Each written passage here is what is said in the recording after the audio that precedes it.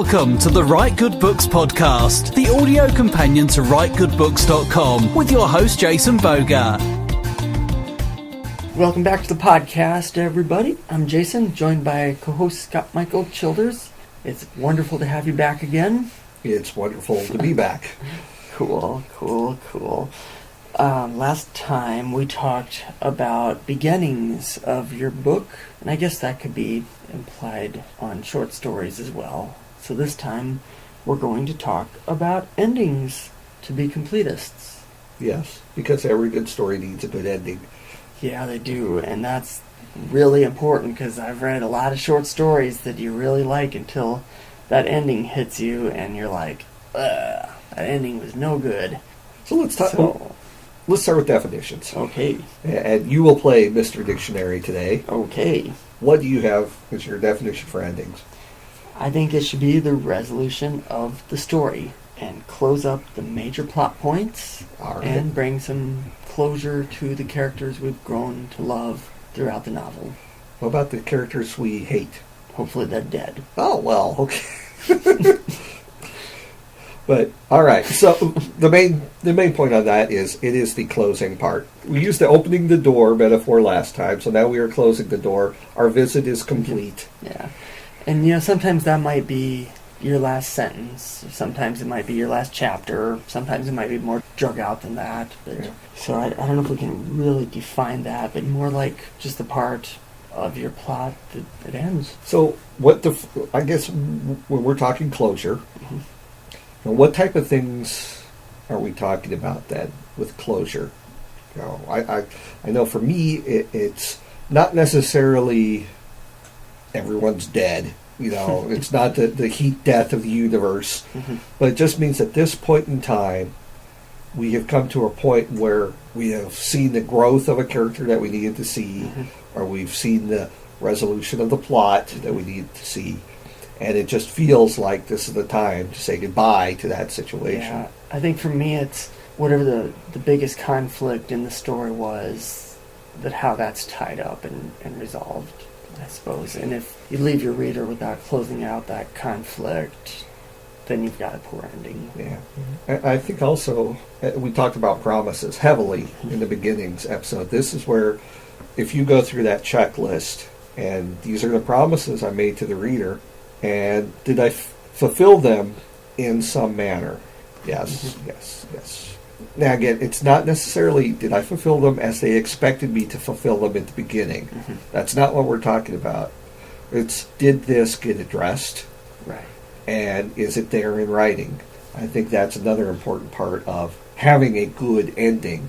So whether or not the readers like what happened, that's a different thing. It's did you give them the ending promise when you said this person will experience a life-changing result? If that was one of the promises implied and they never had that life-changing moment, right, your story has a bad ending.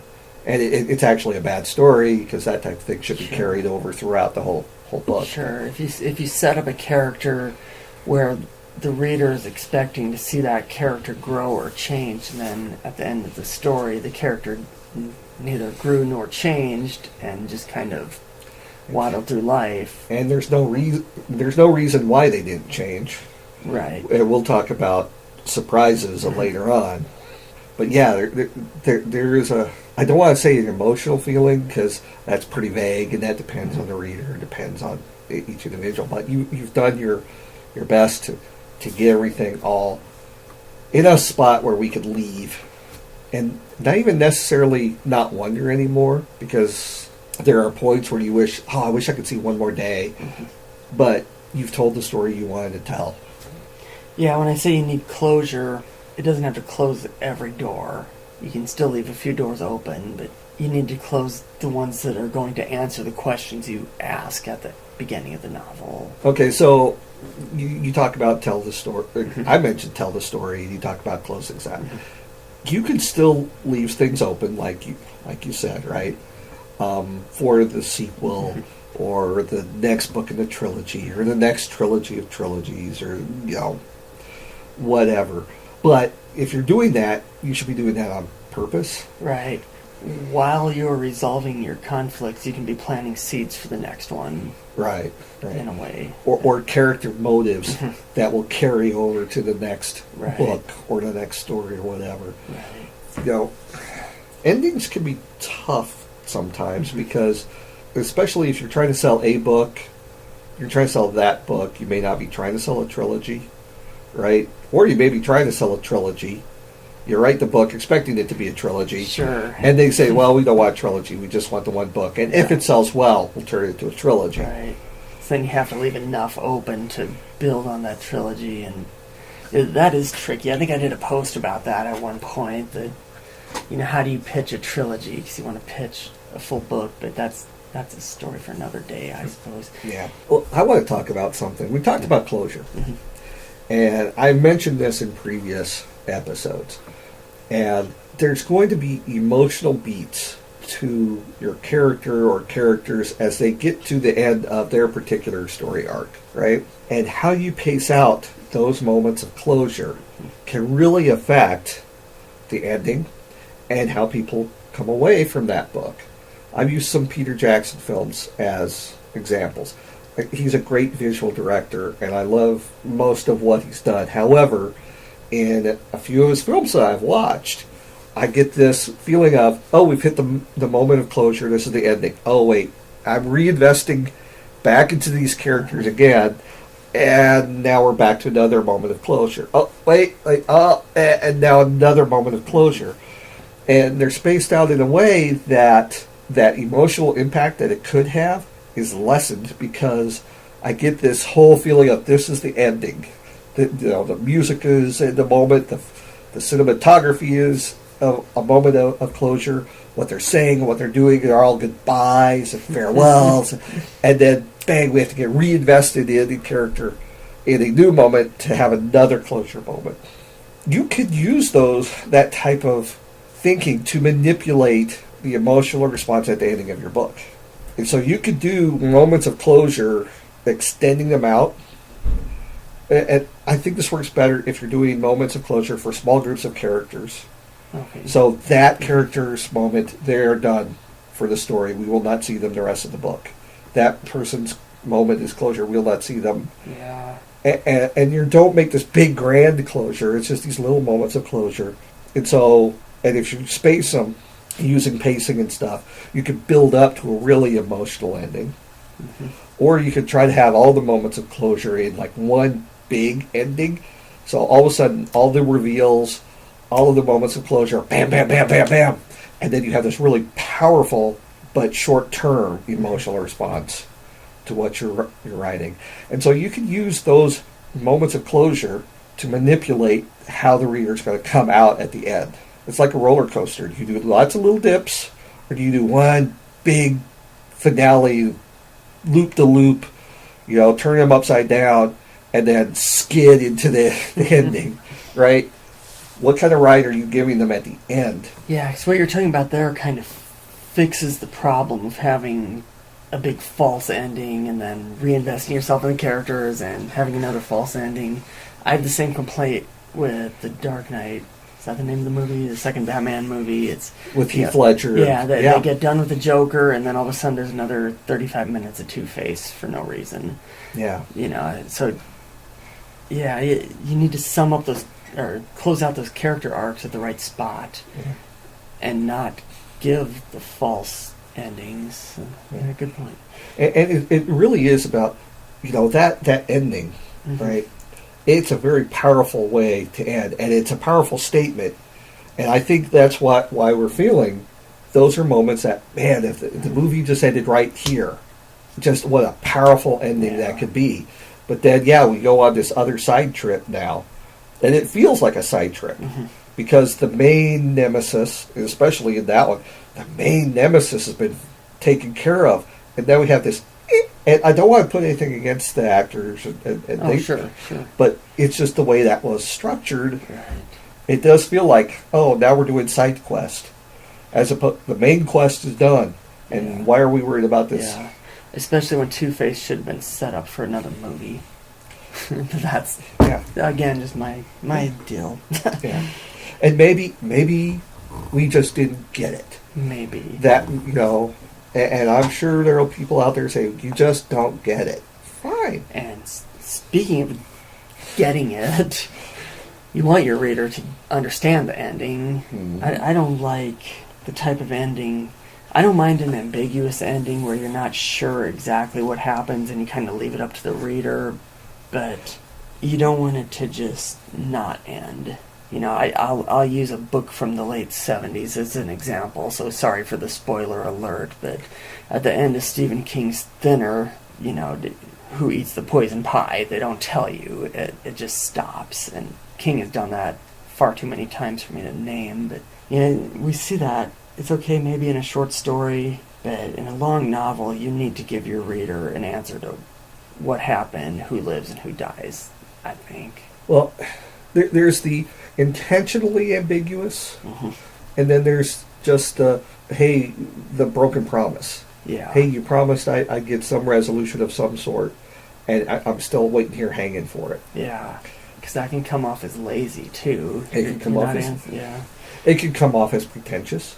There are some people who believe an ambiguous ending is asking greater questions and makes the work of more literary worth because it's asking questions and it's making the reader investigate their own biases or their own point of view. And I get that. Yeah, I get that. If you're putting yourself in the character's head and the reader's like, well, how would I handle that situation? Right.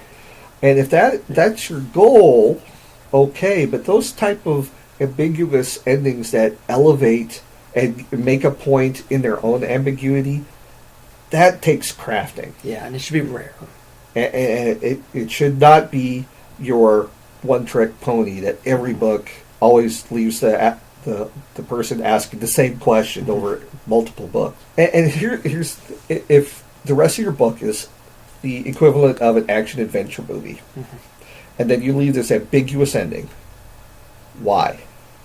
Yeah. In my opinion, if you're writing this rollicking adventure and you don't have the closure of something, and in those cases you don't have a lot of moments of closure.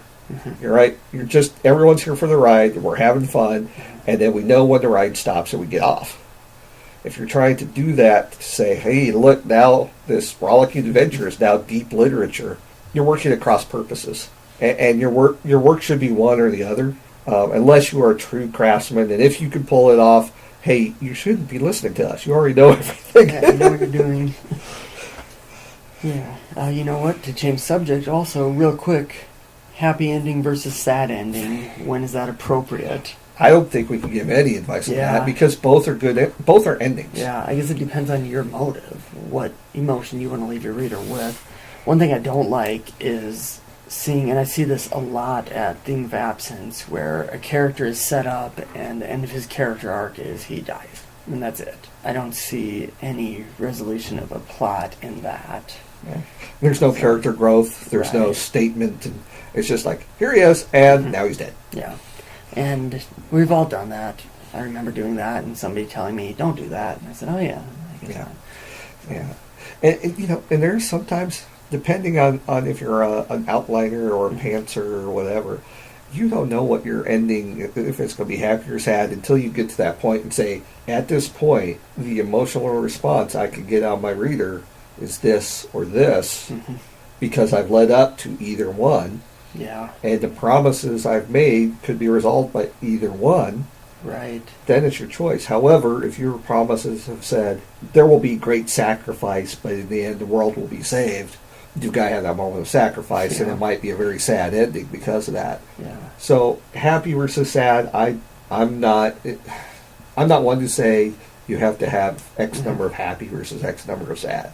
That is completely dependent on the story, I think. Now, unless you are aping a certain style of story. If you're aping a children's story, then it should be a happy ending. Everyone should live happily ever after and learn a lesson. And learn the moral, right? Is the old G.I. Joe cartoon series, right? Yeah.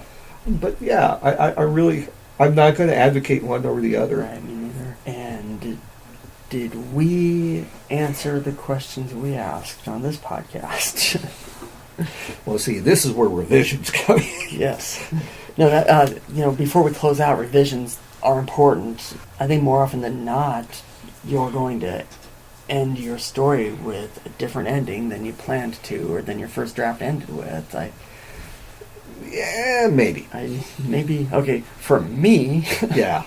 I rarely end the same way unless I specifically have the ending in my head when I start the book. But Well, the short story. And why do you change your ending when you're revising? Oh, because I grow with the characters.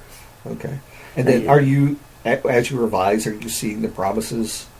You may not be thinking, oh, this is the promise I made, but you are seeing how you set things up. No, you're right. You do notice things earlier, and it's like, oh, wait a minute.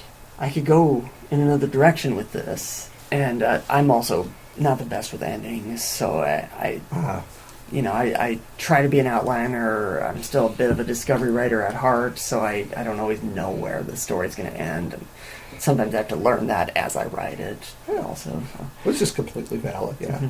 And we all have our methods. I think we've done some podcasts early on about plotting and we did pantsing. And so. We did, one of our early podcasts was on pantsing versus outlining. Yeah. Pantsing versus planning. That's it. Check those guys out. I think it's episode 3 or 4. Yeah. Early in our tenure. Early in our tenure. And speaking of dragging out endings, I believe we're doing that right now. No, we left out a big thing that we were going to talk about, and that's the twist ending, the dreaded twist ending or the awesome twist ending. Yeah. Because they can go both ways. So check back next time, and we'll go in depth on the twist ending. Yeah, or twists in general. In general, yeah. So until then, visit us on the web at www.writegoodbooks.com, and thanks for listening.